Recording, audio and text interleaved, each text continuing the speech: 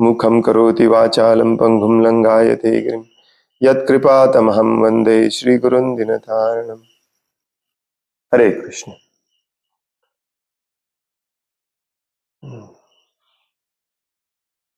श्रीमद् भागवतम स्कंध तिसरा अध्याय 25वा भक्तिमय सेवेचे महात्म्य श्लोक नंबर 5।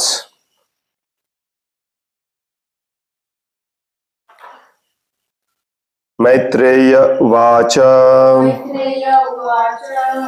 पितरी प्रस्थिते अरण्यं मातुः प्रिय चिकीर्षया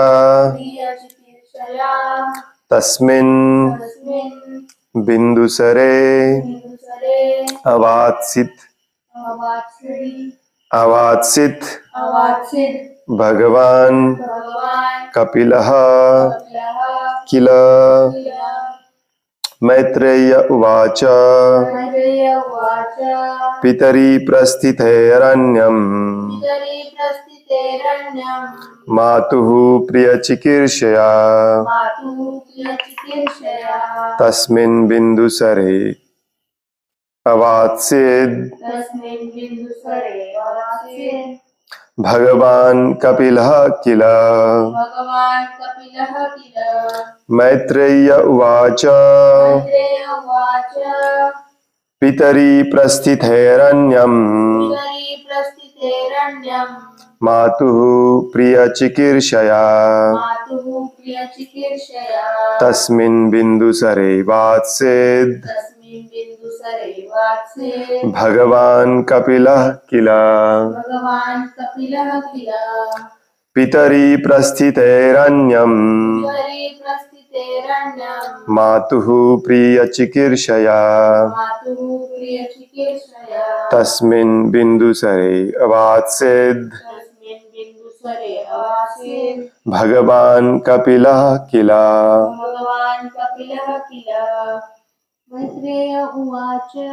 मैत्रेय उवाच पितरी प्रस्थितेरण्यम् मातुः प्रियचिकीर्षया तस्मिन् बिन्दुसरे वात्सेत् भगवान् कपिलः किल।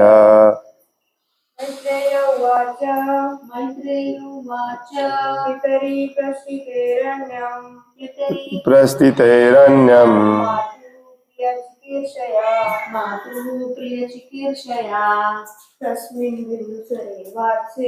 तस्मिन् बिन्दुसरे वात्सेत् भगवान् कपिलः किल। मैत्रेय उवाच मैत्रेय म्हणाले पितरी जेव्हा पिता प्रस्थिते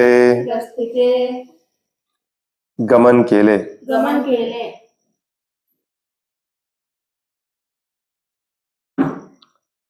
म्हणजेच निघून गेले। अरण्यम वनाच्या दिशेने मातुः त्यांच्या मातेला प्रिय चिकीर्षया संतुष्ट करण्याच्या इच्छेने तस्मिन् त्या बिंदुसरे बिंदू सरोवरावर अवात्सित ते निवास करू लागले। भगवान कपिलः कपिल किल इंडीड खरोखर। इंडीडचा अर्थ असतो ऑफकोर्स। भाषांतर मैत्रेय म्हणाले कर्दम मुनींनी जेव्हा वनाच्या दिशेने गमन केले तेव्हा आपली माता देवहूती हिला संतुष्ट करण्यासाठी कपिल मुनींनी बिंदू सरोवराच्या तटावरच निवास केला.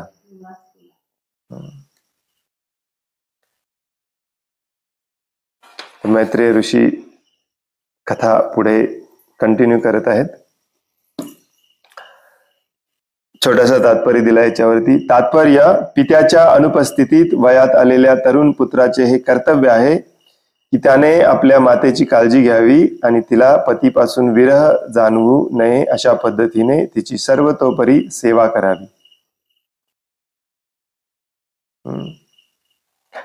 पित्याच्या अनुपस्थितीत वयात आलेल्या तरुण पुत्राचे हे कर्तव्य आहे त्याने आपल्या मातेची काळजी घ्यावी आणि आपल्या पतीपासून विरह जाणवू नये अशा पद्धतीने तिची सर्वतोपरी सेवा करावी.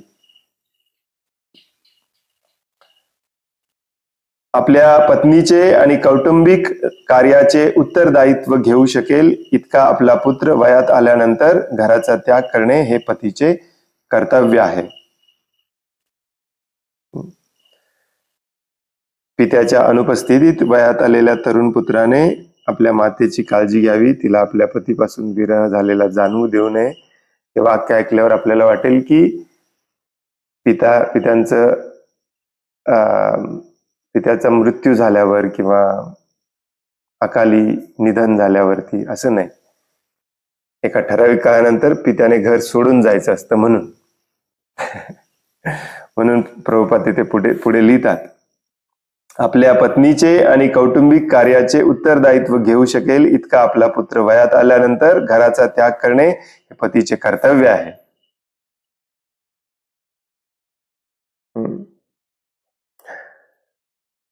ऑफकोर्स याच्यावरती बऱ्याचदा आपण चर्चा केली.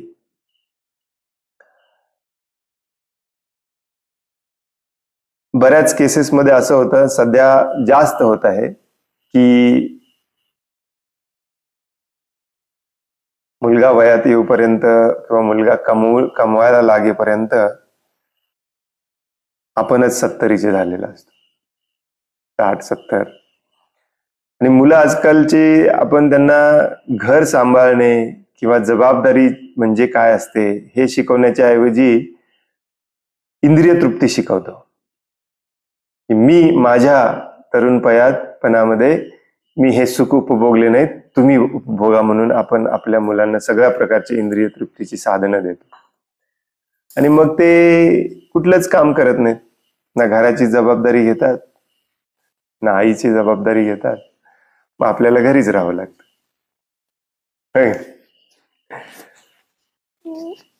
दोन्ही गोष्टी महत्वाच्या आहेत. लवकर लग्न केलं पाहिजे, लवकर मुलं झाली पाहिजे, लवकर मुलांनी जबाबदारी घेतली पाहिजे, जेणेकरून तुम्ही लवकर घर सोडू शकाल.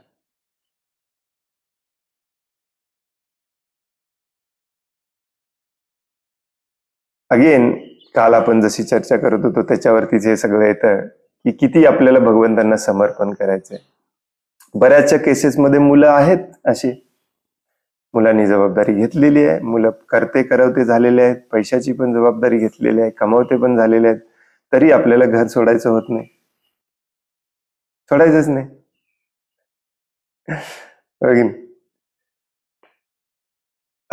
इथे दिलेलं नाहीये प्रभुपादांनी, परंतु हे देखील तेवढंच महत्वाचं आहे. यस, आईला पत्नीला विरह जाणवणार, विरह होणार, आणि ही साहजिकच भावनिक गोष्ट असते. परंतु ती देखील त्याच वयामध्ये असते, त्यामुळे तिने देखील भगवंतांच्या भक्तिमय सेवेमध्ये स्वतःला अर्पण करून घेतलं पाहिजे आणि विनाकारण पतीच्या विरहामध्ये रात्रंदिवस शोक करत बसलं नसलं पाहिजे.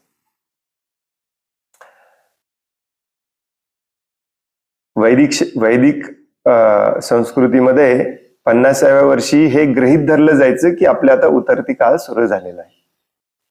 याला नाही आपण थांबवू शकतो, नाही आपले मित्र थांबवू शकतात, नाही आपला पती थांबवू शकतो, आपली पत्नी थांबवू शकते, नाही समाज थांबवू शकतं, नाही सो कॉल्ड प्रेम थांबवू शकतं. त्यामुळे या उतरत्या काळामध्ये मृत्यू अटळ आहे, कधी येईल सांगता येत नाही. आणि म्हणून जे सगळ्यात महत्वाचं काम आहे त्याच्यावरती 24 तास पूर्णपणे कॉन्सन्ट्रेट करून तेच केलं पाहिजे. हे दोघांनीही जाणलं पाहिजे, पतीने पण पत्नीने पण. पतीला घर सोडायची परवानगी दिलेली आहे कारण तो सगळीकडे फिरून भगवंतांची सेवा करू शकतो, कारण त्याचं शरीर आणि त्याचं मन त्या प्रकारे बनवलेलं आहे. पत्नीला घर सोडायची परवानगी दिलेली नाही कारण तिच्यावरती समाजामध्ये तिचा कोणी फायदा घेऊ शकतं, अत्याचार होऊ शकतो. तिचं शरीर आणि मन अशा प्रकारे स्ट्रॉंग बनवलेलं नाही आहे की ती एकटी राहू शकेल. आजकालच्या स्त्रिया याच्याशी सहमत होणार नाहीत, परंतु तीच परिस्थिती आहे. सत्य परिस्थिती तीच आहे.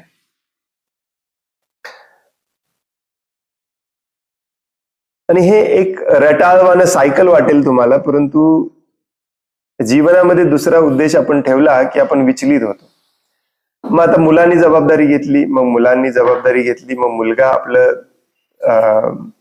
एकतर आईची पूर्ण जबाबदारी पार करून तो अध्यात्माच्या मार्गावर लागेल किंवा तो गृहस्थ आश्रमामध्ये प्रवेश करेल आणि तो देखील 50 वर्षाचं झाल्यानंतर आपल्या मुलाकडे कुटुंबाचं उत्तरदायित्व देऊन तो निघून जाईल. हे कंटिन्युअस सायकल आहे. आपल्याला हे एक प्रकारच कंटिन्युअस रटाळवाणं सायकल नको वाटतं. आपल्याला काहीतरी नवीन करायचं आहे. याच्यामध्ये नवीन करायचंय म्हणजेच इंद्रिय तृप्तीच्या मागे नवीन नवीन मार्ग शोधून काढायचे, दुसरं काय करायचं. इतक्या वेळेला सांगून देखील प्रभुपाद पुन्हा एकदा रिपीट करतात इथे. काय गरज होती प्रभुपादाने रिपीट करायची? परवाच्याच श्लोकामध्ये सांगितलेलं आहे, परत एकदा सांगतात. आपल्या पत्नीचे आणि कौटुंबिक कार्याचे उत्तरदायित्व घेऊ शकेल इतका आपला पुत्र वयात आल्यानंतर घराचा त्याग करणे हे पतीचे कर्तव्य आहे.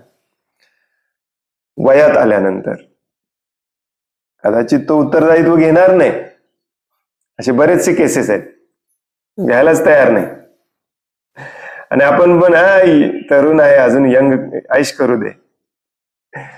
जी मुलं 15 ते 25 या वयामध्ये जबाबदारीची जाणीव करून घेत नाहीत आणि ऐश करतात, ते आयुष्यभर कधीच त्यांना जबाबदारीची जाणीव होत नाही.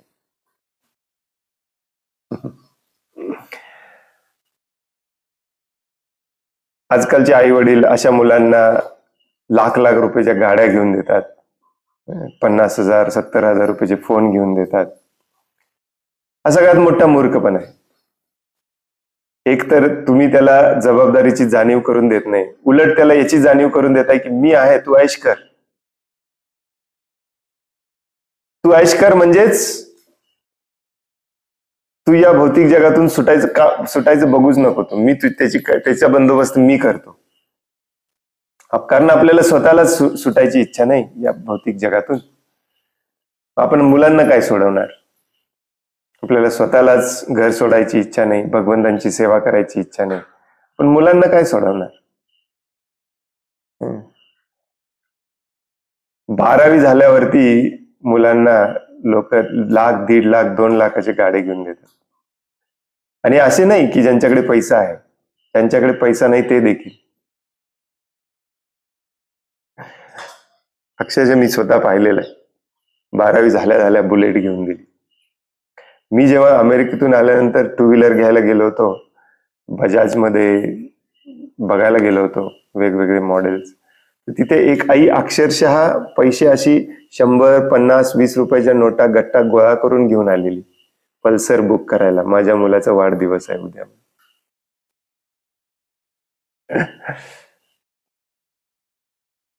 मग अशी मुलं पण तुम्हाला आळूसारखी चिकटून राहतात, कारण त्यांना माहिती आहे 40 वर्षाचे घोडे झाले तरी ऑर्डर सोडतात आई वडिलांनाच. हेच करायचंय आपल्याला, कारण आपल्यालाच भगवंतांना शरण जायचं नाहीये. जसं काल आपण संध्याकाळी चर्चा करत होतो की आपल्या मनात नाहीच आहे भगवंतांचे शरण जाणे, भगवंतांची सेवा करणे.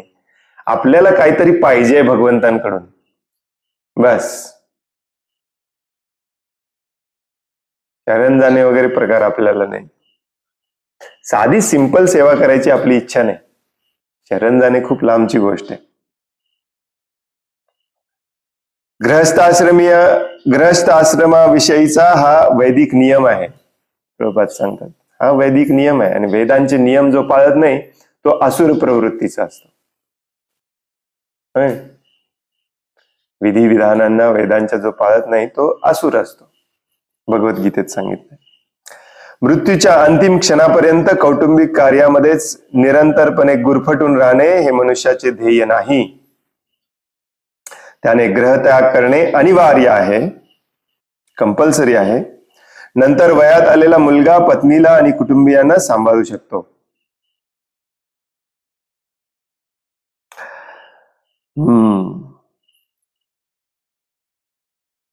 आता पुढे ही काही स्टोरी कशी झाली सांगणार नाहीत मैत्रेय ऋषी. महत्वाचा मुद्दा म्हणजे कपिल देव आपल्या आईला समजावून काय सांगतात, ज्ञान काय देतात, तो उद्देश आहे. पुढच्या श्लोकामध्ये मैत्रेय ऋषी म्हणतात, तमासिनम कर्मानम तत्वमार्गार्थ दर्शनम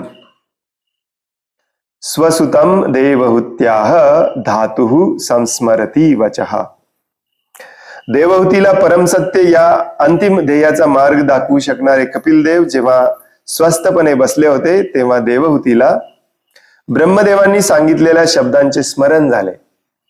म्हणून तिने कपिल देवांना पुढील प्रमाणे प्रश्न विचारण्यास प्रारंभ केला.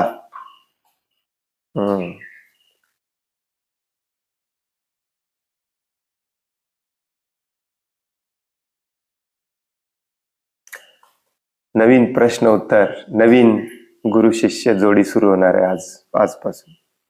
कुठली? देवहूती आणि कपिल देव. बघूया काय पहिला प्रश्न विचारते देवहूती.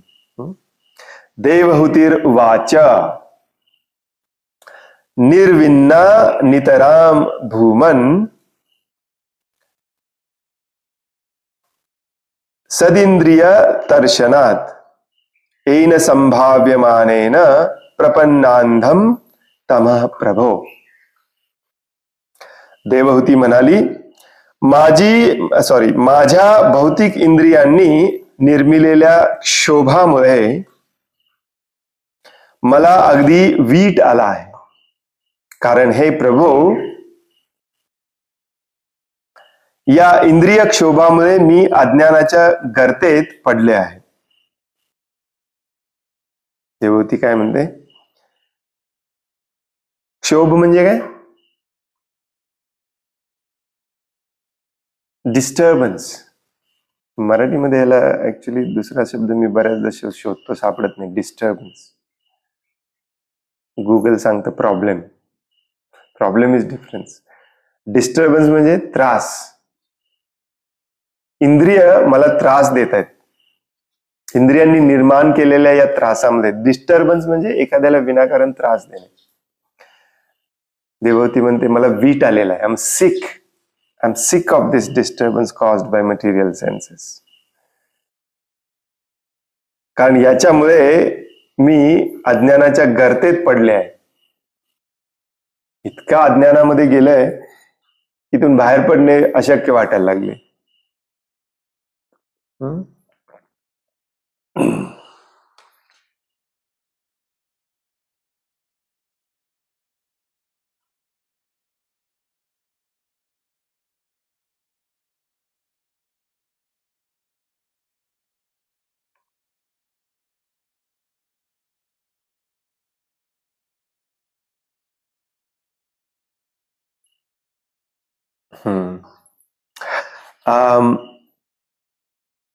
जरी या पहिल्या श्लोकामध्ये देवहूतीने डायरेक्टली आपली सुपर कंडिशन सांगितलेली असली, जी आपल्या सर्वांची कंडिशन आहे ऍक्च्युली. भगवान आपल्या समोर बसलेत, आपण काय मागितलं पाहिजे हे याच्यावरून कळतं. पहिल्या श्लोकामध्ये ती म्हणते की माझी जी इंद्रिय आहेत ती मला इतके त्रास देतात, इतके त्रास देतात, इतके त्रास देतात की मला वैताग आलेला आहे. आणि याचा सगळ्यात मोठा तोटा मला होतोय तो म्हणजे या इंद्रियांच्या त्रासांना मी सहन करण्यामध्ये या इंद्रियांचं काम करण्यामध्ये मी इतक्या अज्ञानामध्ये अडकलेलो आहे, इथून बाहेर पडायचं कसं मला समजत नाही. पुढच्या 2 श्लोकामध्ये ती कपिल देवांची प्रशंसा करते आणि मग ऍक्च्युअल प्रश्न विचारायला येते.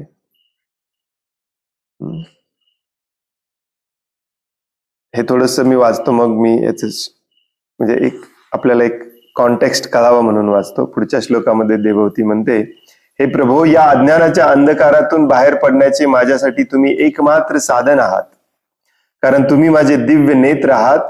हे दिव्य नेत्र केवळ तुमच्या कृपेनेच मला कैक जन्मानंतर प्राप्त झाले आहेत. अखिल जीवमात्रांचे स्वामी आणि उगम स्थान असणारे पुरुषोत्तम श्री भगवान तुम्ही आहात. सूर्याचे किरण सर्वत्र पसरून विश्वातील अज्ञानाचा अंधकार दूर करण्यासाठी तुम्ही उदित झाला आहात. म्हणून हे भगवान, आता माझ्यावर कृपा करावी आणि माझा पराकोटीचा भ्रम दूर करावा.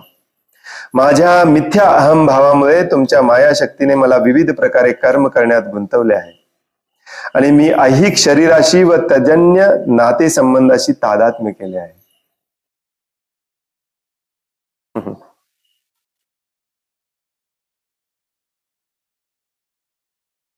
ऍक्च्युली जसं आपण काल चर्चा करत होतो की प्रश्न आपल्याला हाच पडला पाहिजे. भगवंत समोर येवोत किंवा गुरु समोर येवोत, आपल्याला प्रश्न हाच पडला पाहिजे की मी इथे का अडकलोय, कसं काय अडकलोय. आपण जनरली हा प्रश्न विचारत नाही, कारण आपल्याला पटलेलंच नाही की आपण अडकलोय. आपल्याला वाटतं की इथेच सुख आहे. रात्रंदिवस दुःखच दुःख आहे, पीडाच पीडा आहे, तरीही आपल्याला वाटतं की इथेच सुख आहे. त्यामुळे असे प्रश्न आपल्याला विचारायचे वाटत नाहीत. चुकून भगवंत समोर आलेच आपल्या, तर आपण काय मागणार? अजून 1 करोड रुपये मागणार, आपल्या कुटुंबियांसाठी काहीतरी मागणार, आपल्या नातेवाईकांसाठी काहीतरी मागणार.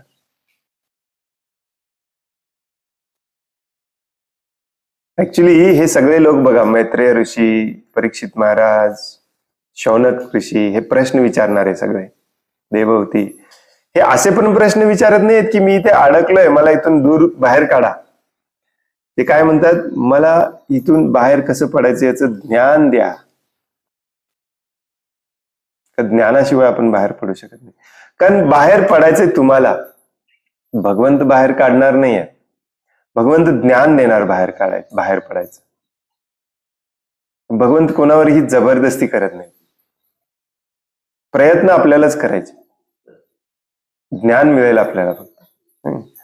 म्हणून देवहूती म्हणते की या इंद्रियांच्या उपभोगामुळे जो इंद्रियांनी माझा त्रास चालवलेला आहे, क्षोभ चालवलेला आहे, त्याच्यामुळे मी अज्ञानाच्या गर्तेत अडकले.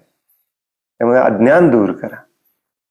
तुम्ही सूर्याप्रमाणे आहात, जिथे जाल तिकडे प्रकाश करता.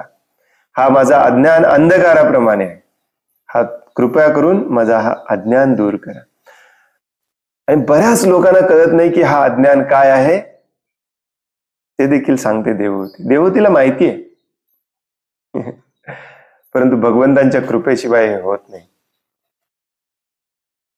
खरा अज्ञान हाच आहे, स्वतःला शरीर समजणे आणि शरीराशी संबंधित जे काही वस्तू आहेत, गोष्टी आहेत आणि जे कोणी व्यक्ती आहेत त्यांना आपलं समजणे.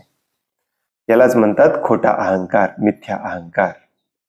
ती म्हणते देवहूती, माझ्या मिथ्या अहमभावामुळे तुमच्या मायाशक्तीने मला विविध प्रकारे कर्म करण्यात गुंतवले आहे आणि मी ऐहिक शरीराशी, या भौतिक शरीराशी आणि तजन्य म्हणजे त्याच्यापासून निर्माण झालेल्या नाते संबंधाशी मी स्वतःची ओळख करून बसले, तादात्म्य केले आहे. हाच आपला पण प्रॉब्लेम आहे. हा प्रॉब्लेम आहे, आपल्याला कळतंय, देवहूतीला पण कळतंय हे प्रॉब्लेम आहे, पण तिला पण समजत नाही हे प्रॉब्लेम सॉल्व्ह कसा करायचं, सोडवायचं कसं. म्हणूनच भगवान कपिल देव याचं ज्ञान देणार आहे. तर जो पहिला प्रश्न आहे देवहूतीचा, पहिला श्लोक आहे प्रश्नातला, तो म्हणजे माझ्या इंद्रियांनी निर्मिलेल्या क्षोभामुळे मला आता अगदी वीट आलेली आहे.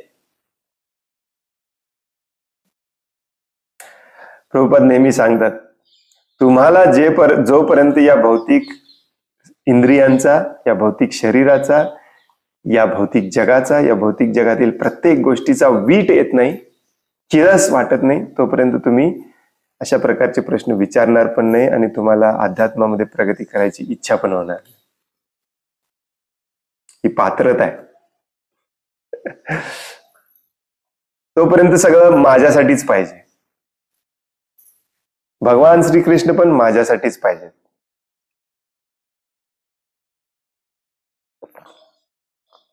घरामध्ये विग्रह आहेत, माझ्यासाठी आहेत, मी विग्रहांसाठी नाही आहे. आणि हे आपल्याला आजकालचे वरिष्ठ भक्त हेच शिकवतात. त्यामुळे आपल्या पण डोक्यात हे बसलंय की यस, भगवान माझ्यासाठी आहेत, मी भगवंतांसाठी नाही. त्यामुळे आपल्याला या भौतिक जगाचा कधी वीट येणारच नाही.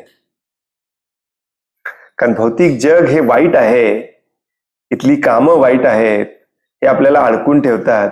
हे आपल्याला शिकवलंच जात नाही. उलट आपल्याला हे शिकवलं जातं की भौतिक जगामध्ये भगवंत तुम्हाला मदत करतील भौतिक सुखासाठी. या, भगवंत मदत करायलाच बसलेत. इथे या, कुठली पण मन्नत मागा, नवस मागा. ही आपली हिंदू संस्कृती आहे. मागा, भगवंत सप्लाय करायलाच बसलेत, सप्लायर आहेत.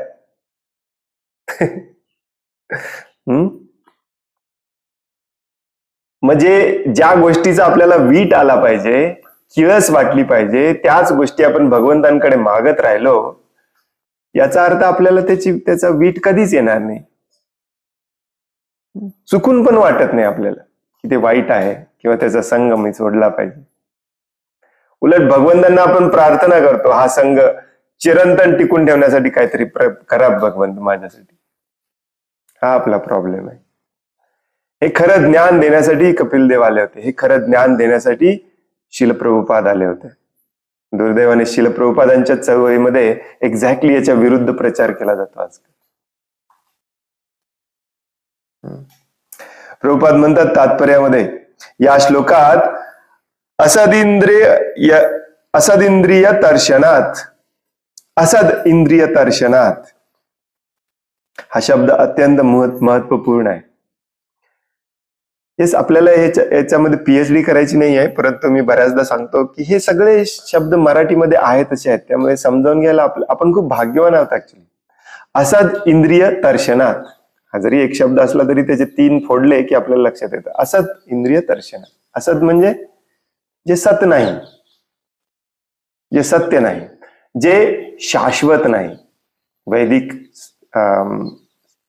भाषेमध्ये सतचा अर्थ असतो शाश्वत, सनातन, आणि असतचा अर्थ असतो अशाश्वत, असत्य, क्षणभंगूर.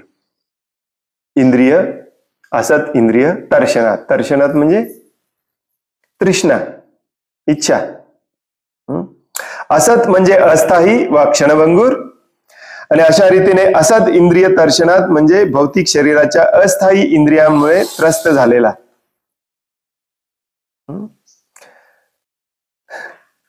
आपल्याला वाटच नाही आपण त्रस्त झालेलं आहे, कारण इंद्रिय आपले बॉस झाले.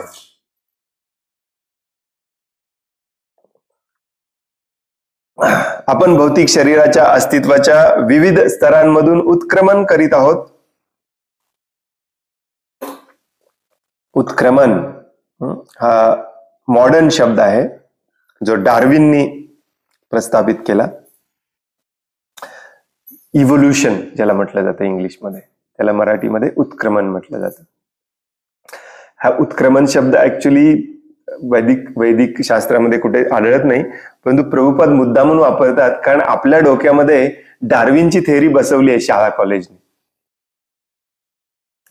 डार्विनच्या थेअरीनुसार आपण किडे मकोड्यांपासून, माशांपासून, जलचरांपासून आपण भूचर झालो, भूचरांपासून आपण मोठे मोठे प्राणी झालो, हळूहळू माकड झालो, हळूहळू शेपूट गेली आणि आपण मानव झालो. एक नंबरची बोगस थेअरी आहे आणि सगळीकडे शाळेमध्ये हेच शिकवलं जातं. परंतु वैदिक शास्त्रांमध्ये देखील एक प्रकारचं इव्होल्युशन दिलेलं आहे, उत्क्रमण दिलेलं आहे. ते म्हणजे या वेगवेगळ्या योनीतून आपल्याला जावं लागतं आपल्या कर्मानुसार, आणि शेवटी आपण मनुष्याच्या जन्माला येतो. या मनुष्याच्या जन्मामध्ये देखील हे शरीर आपण लहानपणापासून मोठे होण्यापर्यंत असे बदलत असतो. याला देखील इव्होल्युशनच म्हणू शकता तुम्ही, इव्हॉल्विंग, उत्क्रमण होतं. आपण भौतिक शरीराच्या अस्तित्वाच्या विविध स्तरांमधून उत्क्रमण करीत आहोत, कधी पशुच्या देहामधून तर कधी मानवी देहामधून, आणि म्हणूनच आपल्या भौतिक इंद्रियांची कार्यही बदलत आहेत. इंद्रिय बदलतात, इंद्रियांची कार्य बदलतात. कधी 2 पाय मिळतात, कधी 4 पाय मिळतात, कधी 6 पाय मिळतात, कधी 8 पाय मिळतात, कधी 100 पाय मिळतात. मग आपल्याला लगेच जन्मल्या वाटतं मला या 100 पायांचा उपयोग करायचा आहे आणि इथे इंद्रिय तृप्ती करायची. कारण मागच्या जन्मामध्ये आपली ती इच्छा असते, मला 100 पाय पाहिजेत. भगवान म्हणतात तथा असतो. वेगवेगळे शरीर, वेगवेगळी इंद्रिय, त्यांची वेगवेगळी लालसा, त्यांची वेगवेगळी कामं, परंतु ध्येय एकच आहे, या भौतिक जगातल्या असत, अशाश्वत, क्षणभंगूर गोष्टींमध्ये आनंद शोधणे. कोणत्याही परिवर्तनशील गोष्टीस अस्थायी वा असत असे म्हटले जाते. जी गोष्ट कायमची टिकून राहतच नाही त्याला असत म्हटलं जातं. या अस्थायी इंद्रियांच्या पलीकडे आपली चिरस्थायी इंद्रिय असून ती आता भौतिक इंद्रियांनी आच्छादित झालेले आहेत, हे आपण जाणले पाहिजे. प्रभुपाद नेहमी सांगतात की आपल्याला इंद्रिय नाही तसं नाहीये, परफेक्ट इंद्रिय पण आहेत आपल्याला, कायमची, चिरंतर, सत, परंतु ती सध्या झाकली गेलेली आहे. जसं आपल्या शरीरावरती आपण शर्ट घालतो, शर्टाला पण हात आहे, शर्टाला पण हात आहे, हातोपा आहे त्याला आपण म्हणतो. शर्टाला का हात आहे? कारण आपल्याला हात आहे. परंतु माणसाने शर्टाच्या हाताला स्वतःचा हात समजून बसलं तर त्याला मूर्ख म्हटलं पाहिजे. शर्ट लवकर फाटून जातं. आज आपण हा हात धारण केलाय, उद्या सकाळी दुसरा हात धारण करतो, संध्याकाळी दुसरा हात धारण करतो, शर्ट बदलतो. या भौतिक जगामध्ये देखील एखादा व्यक्ती म्हणत असेल की हेच माझा हात आहे, तर त्याच्यावरती आपण हसणार. मूर्ख व्यक्ती, याला स्वतःचा हात समजतोय. तशी आपली अवस्था आहे. आपल्याला सत, चित्त, आनंद असं शरीर आहे, सत इंद्रिय आहेत, ज्या इंद्रियांचा उपयोग ऍक्च्युली आपल्याला भगवंतांच्या सेवेमध्ये करायचा आहे, परंतु तो न करता आपण त्या इंद्रियांवरती जे इंद्रिय मिळालेले आहेत आपल्याला या वेगवेगळ्या शरीरामध्ये, कधी विंचूचं शरीर, कधी सापाचं शरीर, कधी मुंगीचं शरीर, त्या शरीरातली जे बाह्य आवरण हे शर्ट मिळालेत आपल्याला, या शर्टालाच आपण माझे खरे हात, माझे खरे पाय, माझे खरे डोळे समजून बसले. आणि त्या खऱ्या हातानी, खऱ्या पायानी, खऱ्या डोळ्यांनी जे काही केलं जातं त्याच कार्याला खरं कार्य समजून बसले.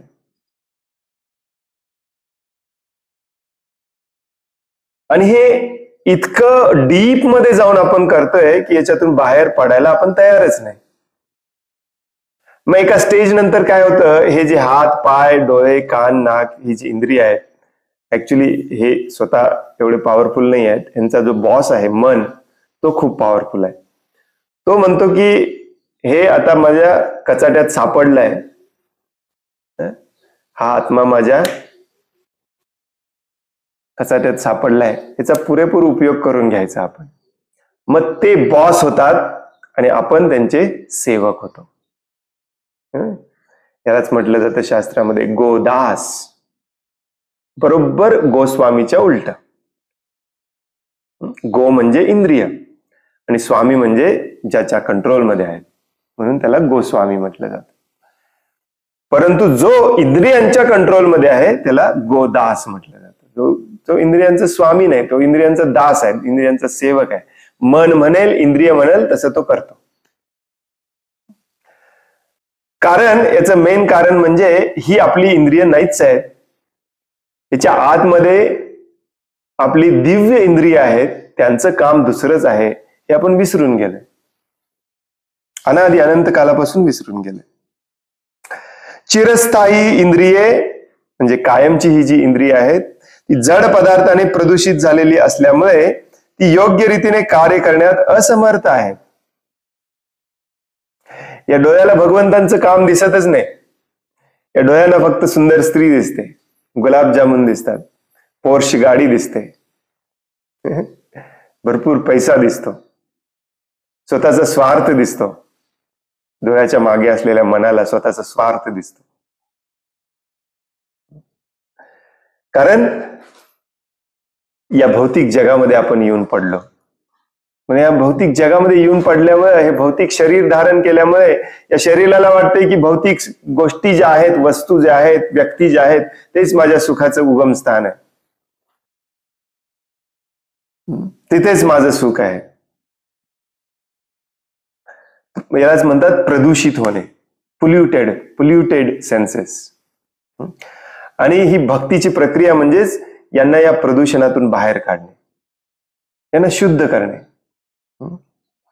गाडीचा कार्बोरेटर जसा खराब झालेला असतो, गंज काय म्हणतात त्याला, कार्बन साठलेले असते, तेव्हा ते व्यवस्थित कार्य करत नाही, मग त्याला त्रास व्हायला लागतो. तसं आता सध्याला आपण या इंद्रियांना आपण समजल्यामुळे हे इंद्रियांच्या या अनिर्बंध अनियंत्रित भौतिक सुख घेण्याच्या इच्छेमुळे आपण अडकलोय.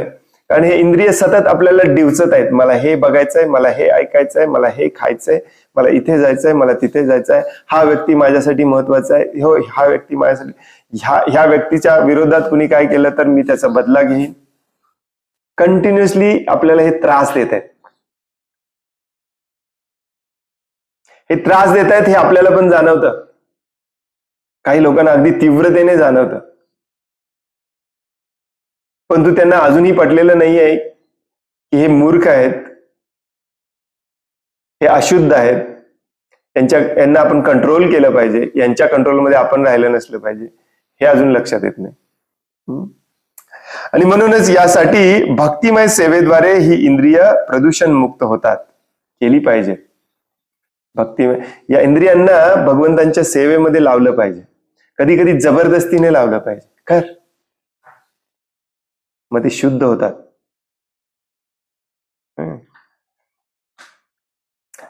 जेव्हा ही कल्मशे पूर्णतः दूर होतात आणि इंद्रिय अनन्य कृष्ण भावनेच्या शुद्ध स्वरूपात कार्य करू लागतात,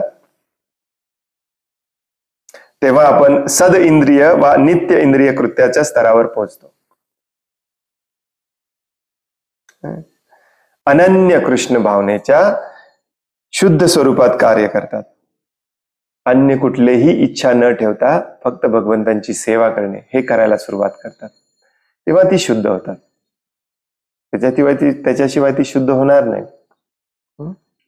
मग कधी कधी या इंद्रियांना जबरदस्तीने शुद्ध करावं लागतं. शाश्वत इंद्रियांच्या कार्यास भक्तिमय सेवा असे म्हणतात. शाश्वत म्हणजे सत, असतच्या विरुद्ध. शाश्वत इंद्रियांच्या कार्यास भक्तिमय सेवा असे म्हणतात. मग आता सध्या हे शर्ट मिळालेलं आहे, ठीक आहे, हा शर्ट घालून देखील हातांना आपण सेवेमध्ये लावलं पाहिजे. म्हणजे शर्ट पण सेवेमध्ये लागतं. शर्ट तुम्हाला म्हणत नाही मला इथे जायचंय, तिथे जायचंय, हे करायचंय, ते करायचंय. बऱ्याच लोकांची ही कल्पना असते की भगवंतांची शुद्ध भक्त होणे म्हणजे या भौतिक जगातून गायब होणे आणि आध्यात्मिक जगात जाणे. एवढं सोपं असतं जर सगळे गेले असते. इथे प्रॅक्टिस करावी लागेल, इथे परीक्षा द्यावी लागेल, मग तुम्हाला तिकडे एंट्री. मग आहे ह्या इंद्रियांना भगवंतांच्या सेवेमध्ये वापरून तुम्हाला दाखवून द्यावं लागेल, यस मी हे करू शकतो. कोण बघणार? भगवंत बघणार. ते तुमच्या सोबत आहेत सदैव, तेच बघणार, दुसरं कुणी बघणार नाही. दुसऱ्या कोणालाही दाखवायचं नाही आपल्याला. कधी कधी आपल्या या मिथ्या अहंकाराने दुसऱ्यांना दाखवण्यामध्ये आपल्याला जास्त इंटरेस्ट असतो. बघा किती मी भक्तिमय सेवा करतो. शाश्वत इंद्रियांच्या कार्यास भक्तिमय सेवा म्हणतात. तर क्षणभंगूर इंद्रियांच्या कार्यास इंद्रिय तृप्ती असे म्हणतात. शाश्वत इंद्रिय आणि क्षणभंगूर इंद्रिय, इंद्रिय तेच आहेत, त्याच्यावरती फक्त एक कवर बसलेला आहे. मनुष्याला ऐहिक इंद्रिय तृप्तीचा वीट येत नाही तोपर्यंत त्याला कपिलांसारख्या महान पुरुषांकडून दिव्य कथा श्रवण करण्याची संधी लाभू शकत नाही. जेव्हा आपल्याला खऱ्या अर्थाने या इंद्रिय तृप्तीचा वीट येतो, किळस येतो, अक्षरशः असं वाटलं पाहिजे काय करतोय मी हे, त्या दिवशी भगवंत आपल्याला भगवान कपिल देवांसारखी व्यक्ती भेटवतात, शिल प्रभुपादांसारखी व्यक्ती भेटवतात, त्यांची पुस्तकं आपल्या हातात देतात, आपल्याला भगवंत मदत करतात आपली इच्छा आहे म्हणून. तोपर्यंत आपल्याला भगवंत पाहिजे ते देतात आणि त्यात आपणच अडकत राहतो. लाख रुपये पाहिजेत, करोड रुपये पाहिजेत, घ्या. गाडी पाहिजे, घ्या. इंद्रिय तृप्ती पाहिजे, घ्या. ही पात्रता आहे. या सगळ्यांपासून, या सगळ्यांचा वीट येणे, किळस वाटायला लागले, मग भगवान म्हणतात ये, तुझ्यासाठी ऑलरेडी प्लॅनिंग करून ठेवलेलं आहे.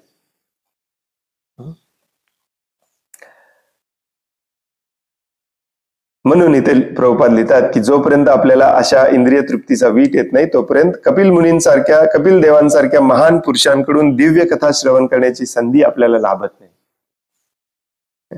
संधी तिथेच असते परंतु आपल्याला लाभत नाही कारण आपली इच्छा नाही. आपण पूर्णपणे त्रस्त झालो आहोत असे देवहूती म्हणते. तिच्या पतीने आता ग्रहत्याग केलेला असल्यामुळे तिला कपिल देवांचे उपदेश ऐकून या त्रासापासून मुक्त व्हायचे होते. आणि आपल्या सर्वांचा पण उद्देश तोच असला पाहिजे, या त्रासापासून मुक्त होणे, हो की नाही. प्रॉब्लेम हा आहे की आपल्यापैकी बऱ्याच जणांना वाटतच नाही की हा त्रास आहे. कारण इथे मी देव आहे, हो की नाही. I am young, me young आहे, मी पॉवरफुल आहे, माझ्याकडे भरपूर पैसा आहे, माझ्याकडे भरपूर संपत्ती आहे, मी पाहिजे ते करू शकतो. मग आपल्याला या गोष्टींचा वीट कसा येणार. आणि अजून जास्त पैसे कमवून ठेवू शकतो पाहिजे ते करण्यासाठी, बघूच मला कोण थांबवतो. हे भौतिक जगातल्या भौतिकवादी लोकांचं काम आहे. जितके जास्त आपण भगवंतांचा तिरस्कार करू तितकं जास्त आपल्याला वाटतं की मी या भौतिक जगामध्ये काहीही करू शकतो. दुसऱ्या उलट्या शब्दात सांगायचं तर जितकं जास्त आपल्याला वाटतं की मी या भौतिक जगामध्ये कसंही काही करू शकतो तितकं जास्त मी भगवंतांचा तिरस्कार करतो.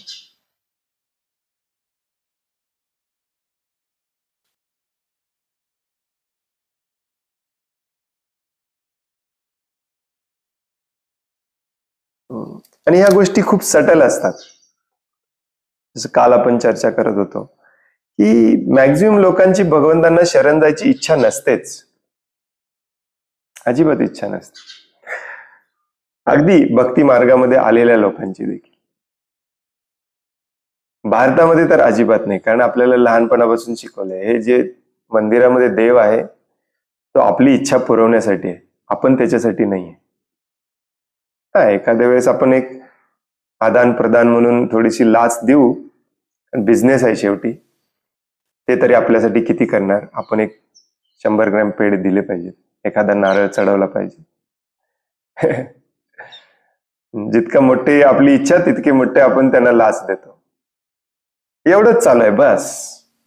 कोणालाही इच्छा नाहीये की भगवंत हे सर्वश्रेष्ठ आहेत. या भौतिक जगामध्ये मी कितीही प्रयत्न केलो, धडपडलो तरी मी सुखी होऊ शकत नाही. त्यामुळे मी इथून बाहेर पडलं पाहिजे आणि तेच मला बाहेर काढू शकतात. हा विश्वास अजून कोणाला आलेला नाही, ही श्रद्धा नाहीये. हा आपला प्रॉब्लेम आहे. देवहूतीच्या शब्दात सांगायचं तर आपल्याला या भौतिक जगाचा वीट आलेला नाही, या भौतिक इंद्रियांचा वीट आलेला नाही. वीट म्हणजे किळस, डिस्गस्टेड. प्रभुपाद शब्द वापरतात इंग्लिशमध्ये. We should be disgusted with this material census.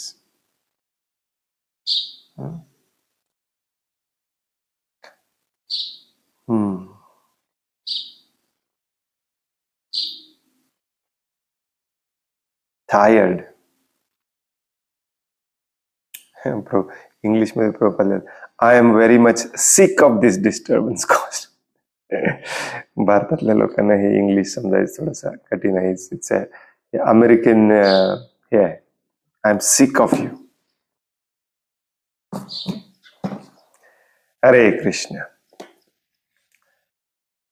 खऱ्या भक्तिमय सेवेची आज सुरुवात झालेली आहे देवहूतीच्या प्रश्नाने.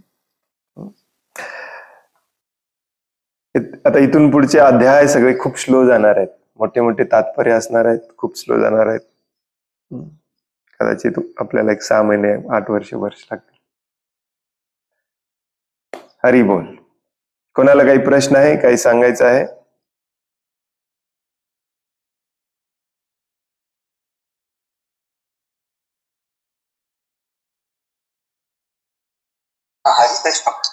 हरे कृष्ण.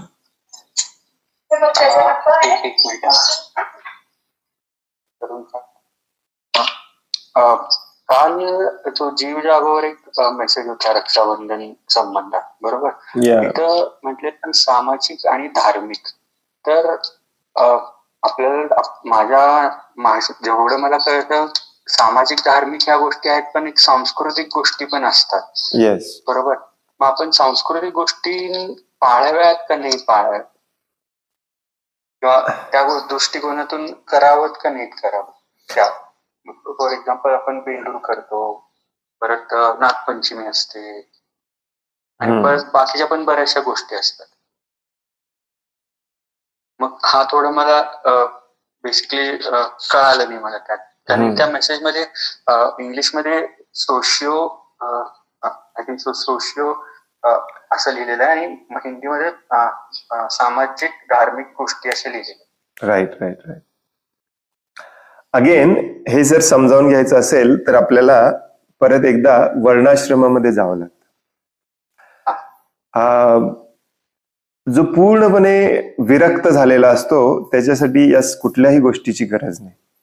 नाही कुठली सामाजिक गोष्ट करायची गरज आहे, ना कुठली सांस्कृतिक गोष्ट करायची गरज आहे, नाही त्याला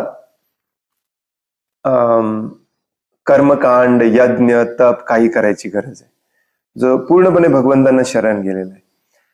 आणि ही पूर्णपणे भगवंतांना शरण जायची ही जी प्रोसेस आहे, या प्रोसेसलाच वर्णाश्रमामधला आश्रम पाठ म्हटला जातो.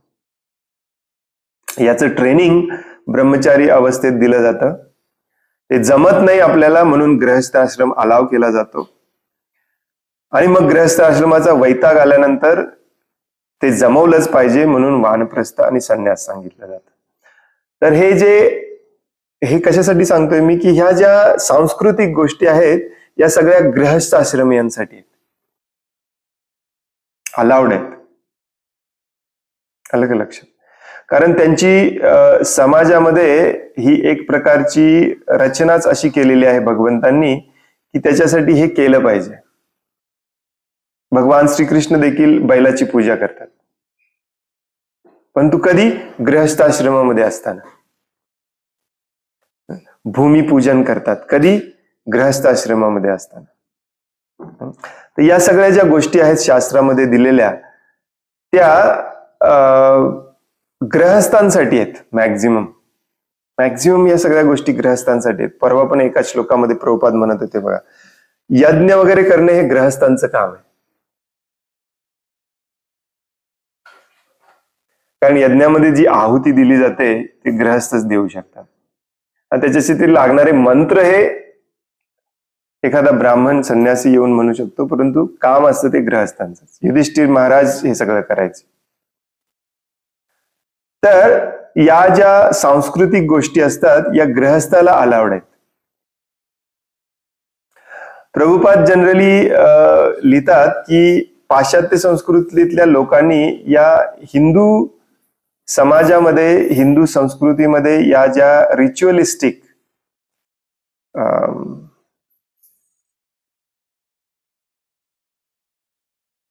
विधी विधान ज्याला म्हणतो आपण, याच्याकडे जास्त आकर्षित होऊ नये म्हणून प्रभुपादांनी ते पत्र लिहिलेले. कारण प्रभुपादांना या भक्तीला या बोगस हिंदू लोकांपासून वाचवायचं होतं नेहमी. ते आता सध्या आपण वाचवू शकत नाही, 100% गेलंय ते ऍक्च्युली. आजकाल 15 ऑगस्ट पण साजरा केला जातो. एवढे आपण हिंदू झालेलं आहे. म्हणून एक कॉशन म्हणून प्रभुपाद ते पत्र लिहितात आपल्या शिष्यांना की विनाकारण असल्या गोष्टींमध्ये जास्त लक्ष देऊ नका. परंतु प्रभुपादांनी डायरेक्टली कुठे करू नका म्हणून सांगितलेलं नाही, कारण या सांस्कृतिक गोष्टी देखील महत्वाच्या असतात संस्कृती टिकवून ठेवण्यासाठी. जसं की शास्त्रामध्ये सांगितलं जातं की संस्कृती ही मेनली 6 गोष्टींवर अवलंबून असते. आता मला ते कधी कधी आठवत नाहीत, मी म्हणतो तरी. एक म्हणजे आपलं खानपान, आपला पोशाख, आपले सण आणि उत्सव, आपला म्युझिक,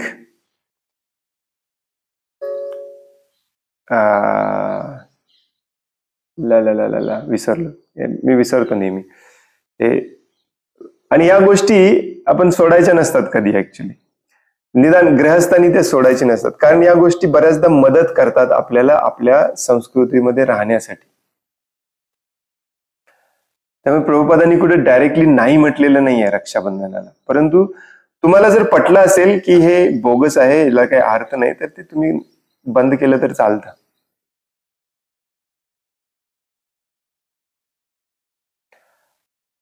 कालच आमची पण याच्यावरती चर्चा चालू होती की 7 समुद्रावरून माझी बहीण पण अमेरिकेत असताना राखी पाठवायची इथून इंडियातून तिकडे पोस्टाने.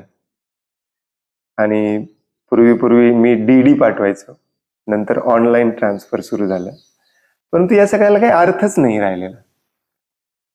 बऱ्याचशा लोकांना बहीण नसते किंवा भाऊ नसतो, मग ते चुलत भावाला, लांबच्या भावाला वगैरे पाठवतात. तो नाही कधी रिप्लाय करतो किंवा ती नाही कधी रिप्लाय करते. खऱ्या अर्थाने जसं आपल्याला सांगितलं जातं की हे रक्षाबंधन जे आहे हे भावाने बहिणीचं रक्षण करण्यासाठी आहे. इथे तर भाऊ बहीण संपत्तीसाठी भांडतायत रोज. या भावना, ज्या भावनेसाठी हे सगळं केलं जातं, त्या भावना आता राहिलेल्याच नाहीयेत कलियुगामध्ये. त्या भावना या प्रेमाच्या भावना असतात. या प्रेमाच्या भावना तोपर्यंत तुमच्या मनामध्ये येणार नाहीत, तोपर्यंत तुम्ही अध्यात्माच्या मार्गावर येत नाही, तुम्ही आतून शुद्ध मनाचे होत नाही. म्हणून कृष्ण भावना ही सर्वश्रेष्ठ भावना असते. त्याच्यामध्ये बाकीच्या सगळ्या भावनांचा आपोआप हे होतं, काय म्हणतात त्याला, समाविष्ट होता. त्यामुळे जर तुम्ही कृष्ण भावना भवित असाल तर तुम्ही बहिणीवर काय सगळ्यांवरती प्रेम करता. ते दाखवून द्यायची काही गरज नाही. परंतु या लेवलची विरक्ती निर्माण झालेली असली पाहिजे. खरोखरच आपल्या मनामध्ये त्या भावना निर्माण झालेल्या असल्या पाहिजेत. नसेल तर तुम्ही करा, काही हरकत नाही. प्रभुपादांनी नका करू म्हणून सांगितलेलं नाहीये. अशा बऱ्याच गोष्टी प्रभुपादांनी सांगितलेत की याच्यामुळे भाळून जाऊ नका. आणि दुसरा एक महत्वाचा मुद्दा असा असतो की या सगळ्या गोष्टींकडे कर्मकांड किंवा भौतिक म्हणून पाहिलं नसलं पाहिजे. जसं आपण भूमीचं पूजन करतो,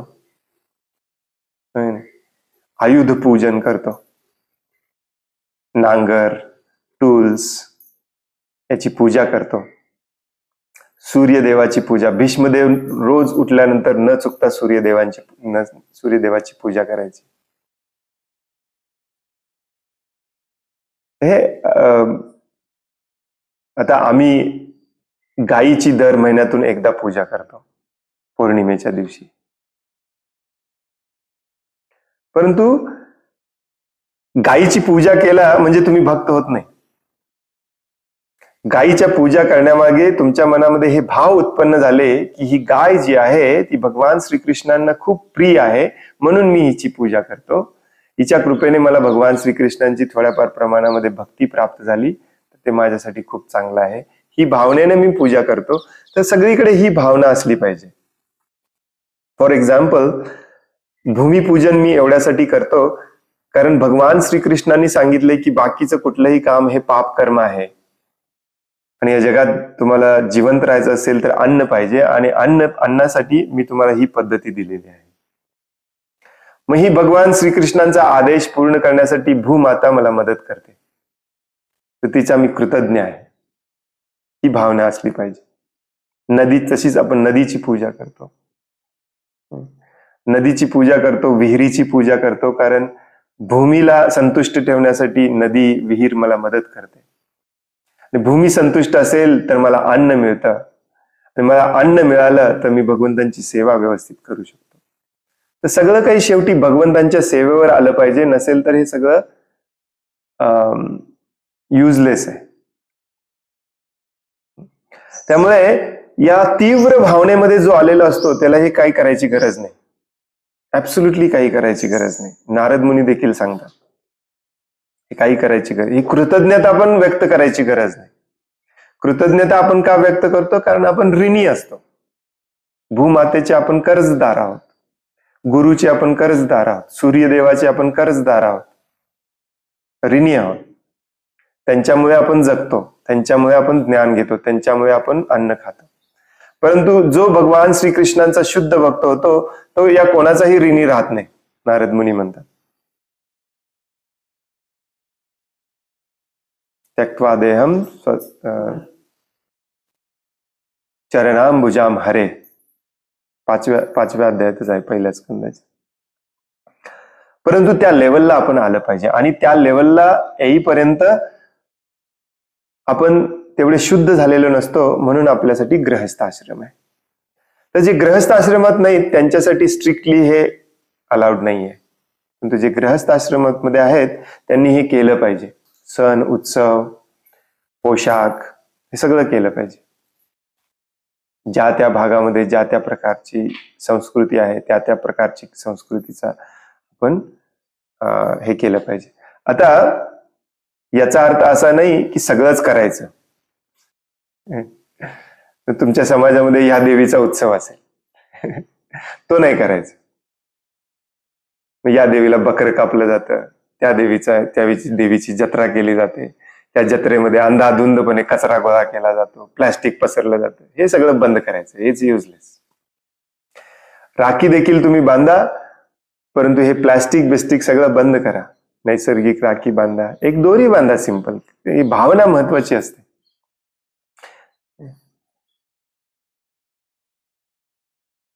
परंतु हळूहळू याचाच दुरुपयोग केला जातो.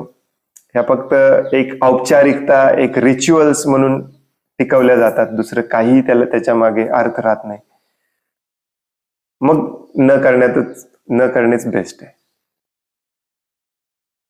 औपचारिकता म्हणून कशाला करायचं? तुम्हाला त्याच्या मागचं महत्वच माहिती नाही, करायचंच कशाला? ते प्रेमच राहिलेलं नाही, करायचंच कशाला? बरोबर आहे ना?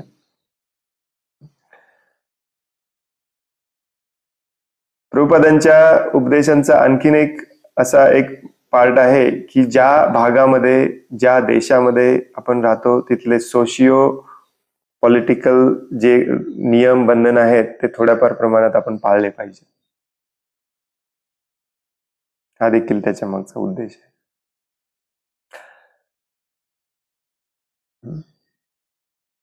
परंतु काही गोष्टी स्ट्रिक्टली टाळल्या पाहिजेत. फॉर एक्झाम्पल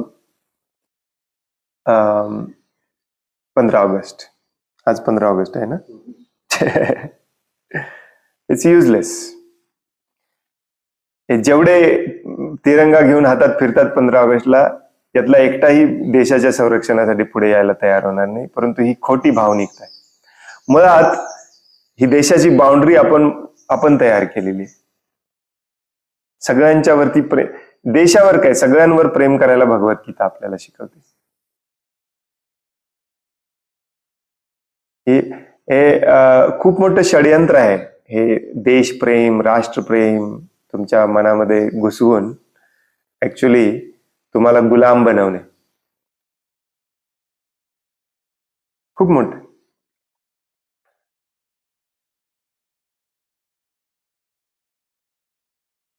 आपण हे समजू देखील शकत नाही, एवढं मोठं षडयंत्र असतं हे सगळं. ऍक्च्युली असल्या गोष्टी केल्या नसल्या पाहिजे, काही उपयोगाचे नाही. गणेश चतुर्थी केली पाहिजे का? गणेशोत्सव केला पाहिजे का? नाही. प्रभुपादांनी स्ट्रिक्टली सांगितलेलं आहे नाही. हे काही आता प्रभुपादांच्या लेटरमध्ये प्रभुपाद गणेशोत्सवाबद्दल स्ट्रिक्टली सांगतात नाही म्हणून, परंतु रक्षाबंधन बद्दल स्ट्रिक्टली सांगत नाही. ते सांगतात की ही हिंदू धर्मातील भारतामधली एक प्रथा आहे, तुम्हाला करायची काही गरज नाही. परंतु तुमच्या याच्यामध्ये प्रथा असेल तर तुम्ही करायची असेल करा. आणि बऱ्याचदा कसं असतं, विनाकारण खूप स्ट्रॉंग असा आपल्या नातेवाईकांच्या आणि घरांच्या विरुद्धात आपण स्टॅन्स घेऊन पण काही उपयोगाचा नसतो. खरं त्यांच्या संतुष्टीसाठी आपण करायचं. आता घरामध्ये कुणाचा मृत्यू झाला असेल आणि घरातले म्हणाले की आपल्या प्रथेप्रमाणे आपण असं असं असं असं करतो, तर आपण तिथे उगीच तंडत बसायचं नाही. हा जीव होता, आत्मा होता, गेला. हे शरीर काय, शरीर क्षणभंगूर असते, याला पेटवून द्या आणि संपला विषय.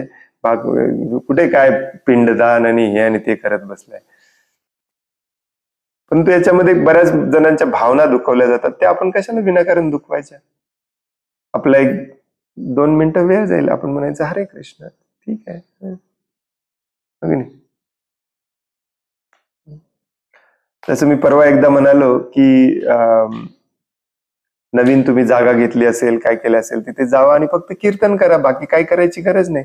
परंतु समाजाला किंवा तुमच्या नातेवाईकांना किंवा घरातल्या लोकांना संतुष्ट करण्यासाठी एखादा नारळ फोडावा लागला तर फोडा, काय हरकत आहे. आपलं कीर्तन करा आणि नारळ पण फोडा.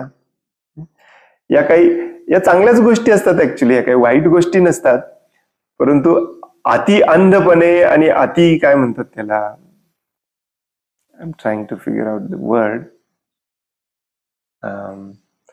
अति जिद्दी होणे हे पण चांगलं नसतं. थोडंसं डिप्लोमॅटिकली पण घ्यावं लागतं,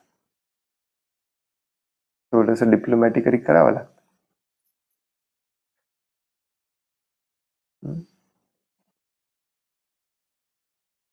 अरे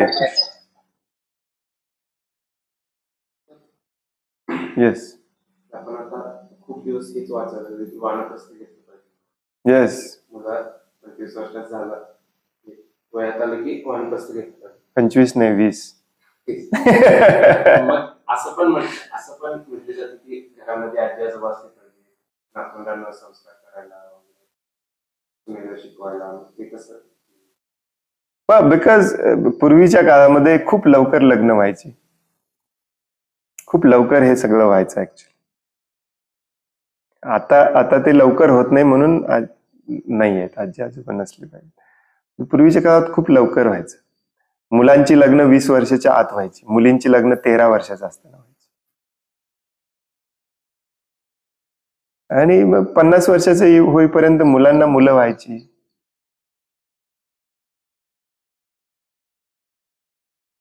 आणि नातेवाईक नातवंडांसोबत वगैरे किती 10 वर्ष, 5 वर्ष, 10 वर्ष वनात जायला मोकळे.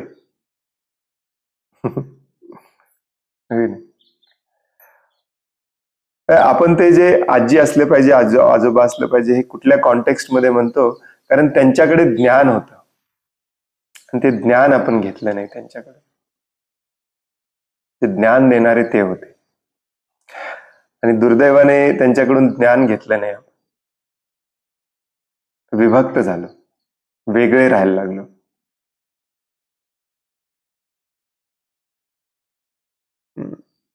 पण आजकालचे आजी आजोबा असून पण काही उपयोगाचं नाही. ते तुम्हाला ज्ञान देणारच नाही, दिलं तरी इंद्रिय तृप्तीच ज्ञान देणार.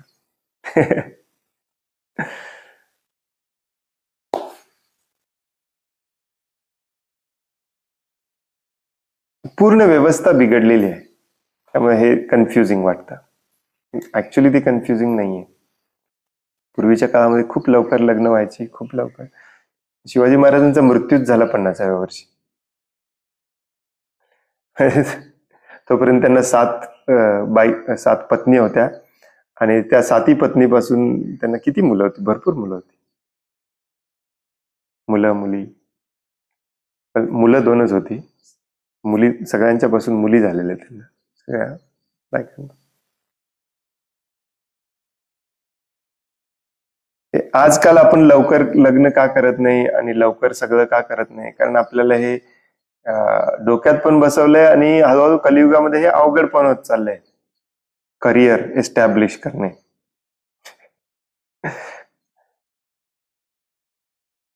वडिलांचा जो बिझनेस होता, मग ते सुतार काम असो, लोहार काम असो, शेती असो, ते सोडून आपण दुसरं काहीतरी करायचा प्रयत्न करतोय.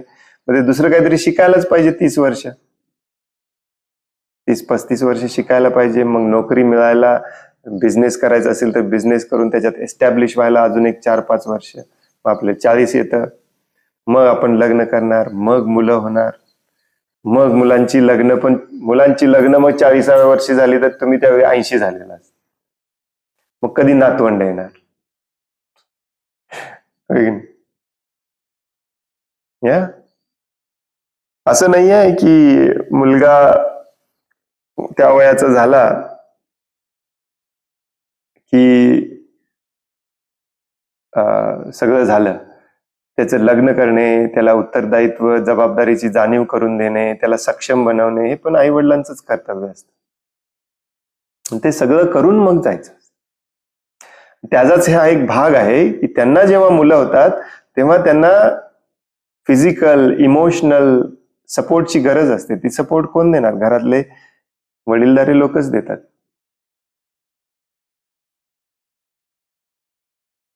बऱ्याच लोकांना आजकाल वाटते की हॉस्पिटल आहे, मेडिकल इन्शुरन्स आहे, काय गरज आहे आजीची? हो की नाही?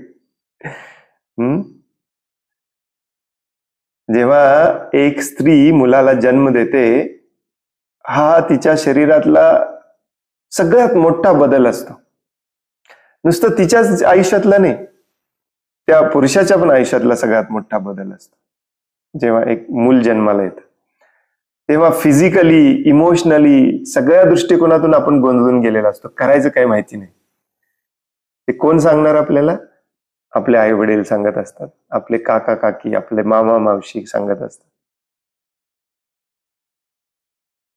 हे नुसतंच हे नाही आहे की ज्ञान देण्यासाठीच फक्त पाहिजेत असं नाही. हे सगळ्यातूनच ज्ञान मिळत असतं. जसं फॉर एक्झाम्पल, आधुनिकतेच्या बळावरती आपल्याला वाटतं की पैसे आहेत, आपण कुठल्याही हॉस्पिटलमध्ये जाऊन डिलिव्हरी करू शकतो, कुठल्याही प्रकारची, एसी रूम मध्ये. ऍक्च्युली बाळंतीणबाईने एसी रूम मध्ये कधीच राहिलं नसलं पाहिजे. हे आजीला माहिती आहे, पण आजी नाहीच आहे.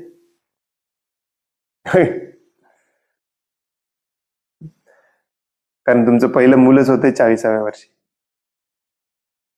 त्यावेळी तर आजी मेलेली असते किंवा आजीला घरातून बाहेर काढलेलं असते. त्याच्यामुळे हे सगळं विचित्र झालेलं आहे. घरी आजी आजोबा असले पाहिजेत हे याच्यासाठी की तुमच्या सगळ्या जबाबदारीची जाणीव करून, तुम्हाला त्याच्यामध्ये मार्गदर्शन करून, तुमचं सगळं सेट झाल्यानंतर त्यांनी घर सोडायचं. कायमचे असायला पाहिजेत असं नाही, परंतु ते असलेच पाहिजे. त्याच्याशिवाय तुम्हाला अक्कल येणारच नाही. नुसती पुस्तकं वाचून आणि पैसा आहे म्हणून शाळेत जाऊन आणि हॉस्पिटल आहे म्हणून डॉक्टरकडे जाऊन काही होत नसते.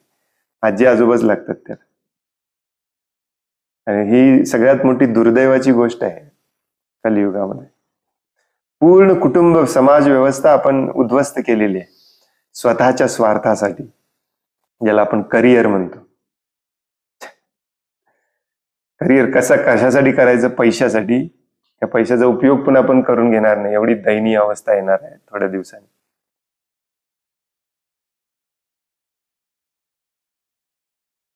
आणि जसं मी परवा म्हणालो, हे मी सगळं आयडियली बोलतोय बरं का. याचा अर्थ असा नाही की तुमच्या घरात आजी असली म्हणजे सगळं काही परफेक्टली होईल. त्या आजी काही असली, काही असली, मग काय करायचं? होय की नाही? किरकिर किरकिर किरकिर किरकिर किरकिर रोजची नुसता. म्हणून अशा लोकांनी घर सोडलं पाहिजे. बास, तुमचं वय झालं, देवाधर्माला लागा, तुम्ही घरात लक्षच देऊ नका. प्रत्येक गोष्टी त्यांना कंट्रोल करायचं असतं. 60 उलटली, 70 उलटली तरी यांना कंट्रोल करायचं असतं प्रत्येक गोष्टीमध्ये. प्रभुपाद नेहमी म्हणतात, एक पॉलिटिशियन्स हे अध्यात्मामध्ये असलेले ढोंगी गुरु आणि विषयासक्त असलेले सासू सासरे हे कधीच आपली पोझिशन सोडायला तयार होत नाही. पोझिशनच सोडायला तयार होत नाहीत, किंवा बाबा पुढच्या पिढीला देऊन आपण मोकळं व्हायचं आहे हे त्यांच्या डोक्यातच येत नाही. बघा तुम्ही, नेते लोक मरायला टेकले तरी आपली पोझिशन सोडायची नाही. नेता म्हणजे मोठा नेताच पाहिजे असं नाही, इथल्या लोकल बँकेचा चेअरमन देखील यंग लोकांकडे सोपवून द्यावं, आपण बाजूला व्हावं नाही. सेम ढोंगी गुरु, हे ढोंगी जे हे असतात ना धार्मिक नेते, सेम करतात. आणि प्रतिष्ठा खूप महत्वाची असते. आणि सेम सासू सासरे, आई वडील, सासू सासरे ज्ञान तर देत नाहीत, उलट आपला अहंकार पाहिजे तिथे घुसवत बसतात. त्यामुळे हे सगळं आपण जे बोलतोय ते वैदिक आयडियलिस्टिक सोसायटीतलं बोलतोय. आता सध्या त्याची उदाहरणं दिसणार काय आपल्याला? करोडोमध्ये एखादं दिसेल, जर चुकून दिसलं तरच. आणि ते दिसत नाहीये म्हणून तशा प्रकारचं वातावरण तयार करणे हे प्रभुपादांनी आपल्यावरती जबाबदारी ठेवलेली आहे. म्हणून आपण हा समुदाय तयार करतोय जिथे लहान मुलांचा आदर केला जाईल, वरिष्ठ वैष्णवांचा आदर केला जाईल, त्यांना भक्तिभावामध्ये ठेवण्यासाठी त्यांचा आदर केला जाईल, त्यांच्या विजडमचा, त्यांच्या ज्ञानाचा उपयोग करून घेतला जाईल. जिथे प्रेम आहे, जिथे श्रद्धा आहे, जिथे विश्वास आहे, अशा प्रकारचं घरकुल ज्याला म्हटलं जातं, कुटुंब समाज तयार केला पाहिजे. जिथे भक्ती सोपी होते. नसेल तर सून किरकिर करत असेल, सासू किरकिर करत असेल, वडील किरकिर करत असेल, मुलगा किरकिर करत असेल, भक्ती काय करणार तुम्ही? त्यामुळे ह्या सगळ्या आयडियलिस्टिक गोष्टी असतात की ठराविक वयापर्यंत घरी आजी आजोबा असले पाहिजे, त्यांचा आपण आदर केला पाहिजे, ते देखील आदर करण्या योग्य वागले पाहिजेत. त्यांना इंद्रिय तृप्तीशिवाय दुसरं काही माहित नसेल तर ते आदर करण्या योग्य राहणारच नाही. तुमच्या हातात भगवद्गीता पडली म्हणून तुम्ही सुधारला, परंतु त्यांना भगवद्गीतेशी देणं घेणंच नाही. त्यांना मात्र गाडीच पाहिजे, बंगलाच पाहिजे, पैसाच पाहिजे. मग काय करायचं? हे उलट झालं. ज्ञान तुम्ही त्यांना दिलं पाहिजे, ते तुम्हाला देणार नाही. तर हे सगळं भौतिक आता या कलियुगामध्ये सगळं टॉप सीटर वी झालेलं आहे. प्रभुपाद हा शब्द वापरतात नेहमी, टॉप सीटर वी म्हणजे उलट पुलट झालेलं आहे. But ideally we should speak, आपण नेहमी जे आयडियल आदर्श तत्वज्ञान आहे त्याची आपण चर्चा केली पाहिजे आणि त्याच्याकडे जायचा प्रयत्न केला पाहिजे. हरे कृष्ण.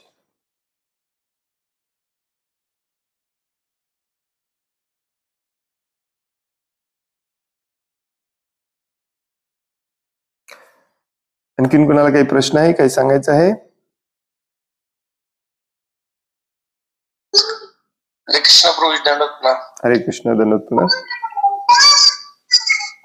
प्रभूजी, ते नारळावरून माझी एक गोष्ट लक्षात आली की बऱ्याचशा मंदिरात आणि नारळ फोडलं जातं, तर ते एक फळ आहे आणि ज्या काही गोष्टी शुभ मानल्या जातात तिथं म्हणजे ब्रेक म्हणजे तोडण्याचा संकेत म्हणजे काय, म्हणजे त्याच्यातून काय बोध घ्यायचं असतं? याच्या मागे बरेच जे लोक बऱ्याचशा कथा सांगतात, त्या कितपत खऱ्या आहेत काय माहिती नाही, परंतु आपल्या शास्त्रामध्ये नारळाला खूप पवित्र फळ मानलेलं आहे. याच्या मागे सायंटिफिक कारण पण आहेत ऍक्च्युली. नारळाचं पाणी इतकं औषधी असतं, नारळाचं तेल पण इतकं औषधी असतं, बऱ्याच लोकांना माहिती नाही. एक तर तुम्ही तुपामध्ये सगळं करून खाल्लं पाहिजे किंवा नेक्स्ट नारळाच्या तेलामध्ये खाल्लं पाहिजे, खोबऱ्याच्या तेलामध्ये खाल्लं पाहिजे. बाकीची सगळी तेल आपल्याला घातक असतात, सगळे. शेंगदाणे देखील प्रभुपाद म्हणायचे शेंगदाणे तेल 5th क्लास आहे. त्यामुळे नारळाला खूप महत्व आहे आपल्याकडे. एक बीज स्वरूपामध्ये देखील.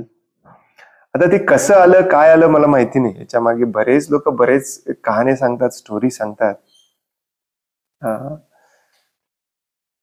ते फोडण्यामागे देखील काय उद्देश असतो काय माहिती नाही.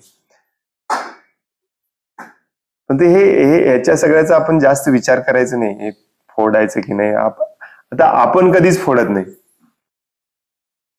आम्ही नारळ कधीच फोडत नाही.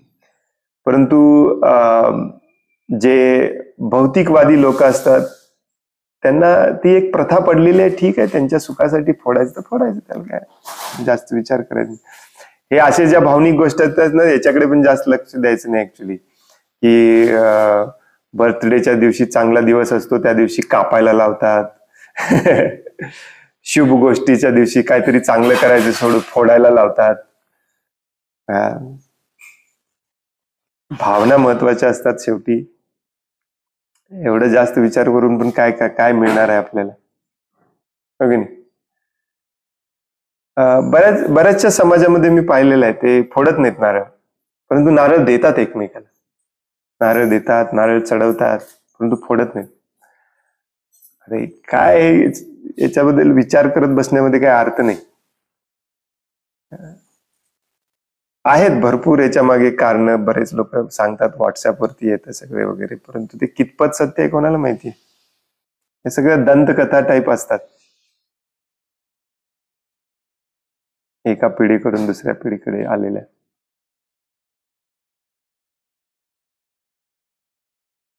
मला तर काही माहिती नाही याच्याबद्दल.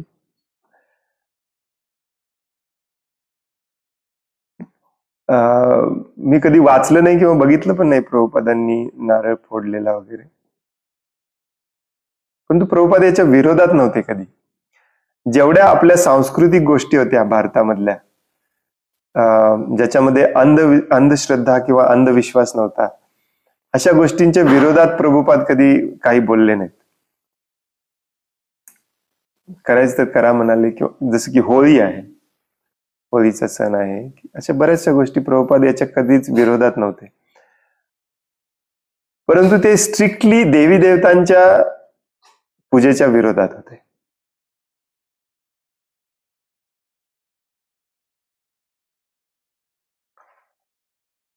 याचा अर्थ आपण सुरू केलं पाहिजे का? नाही.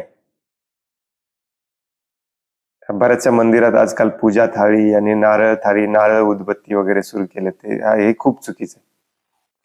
आपली मंदिरं ही अशा हिंदू मंदिरासारखं मन्नत बिन्नत मागण्यासाठी वगैरे नाहीच आहे. नारळ पण फोडतात आजकाल आपल्या मंदिरामध्ये, हा पण मूर्खपण आहे. नारळ फोडतात, नवीन गाडी, कार, बाईक पूजा करतात.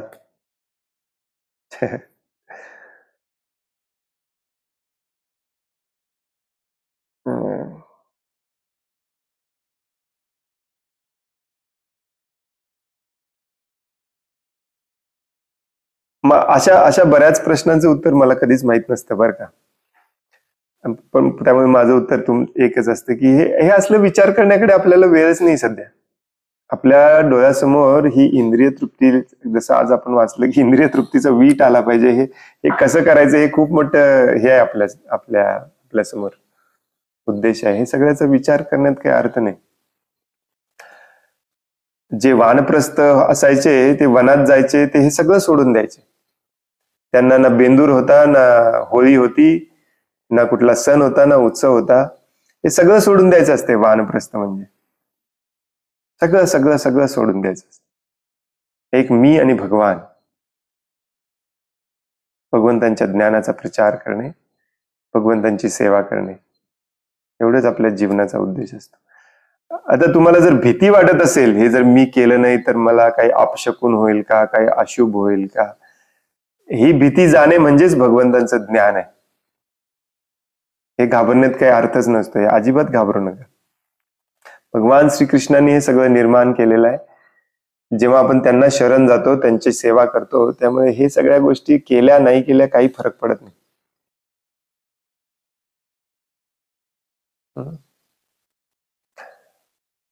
बऱ्याच ठिकाणी शिल प्रभुपाद जायचे, त्यांना तिलक लावायचे, कुंकवाचं तिलक लावायचे, त्याच्यावरती तांदूळ लावायचे. प्रभुपाद कधी नाही म्हणायचे नाही, करूच नका. वेगवेगळ्या संस्कृतीमध्ये वेगवेगळ्या पद्धतीचे आदर, कृतज्ञता व्यक्त करण्याच्या वेगवेगळ्या पद्धती असतात. काही आदिवासी संस्कृतीत गेला तर तुम्हाला विचित्रच पद्धती सापडेल तिथे. अंगावर पानं टाकणे किंवा त्या त्या पद्धतीचा आपण मान ठेवला पाहिजे, त्या त्या पद्धतीचा आपण थोड्याफार प्रमाणात स्वीकार केलं पाहिजे. काही हरकत नसते ते स्वीकार करण्यामध्ये. या क्षुल्लक गोष्टी असतात. भक्तांनी ऍक्च्युली अशा प्रकारच्या गोष्टींची चर्चा केलीच नसली पाहिजे. ह्या सगळ्या क्षुल्लक गोष्टी असतात. आपल्याला खूप मोठं प्रॉब्लेम्स आहेत आपल्या डोळ्यासमोर. या इंद्रियांना थांबवणे, भगवंतांना पूर्णपणे शरण जाणे, खूप मोठ्या गोष्टी आहेत या, हो की नाही?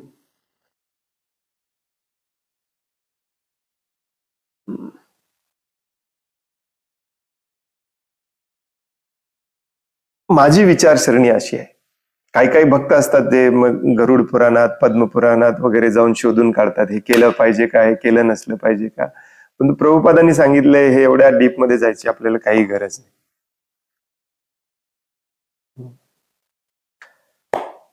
हरे कृष्ण.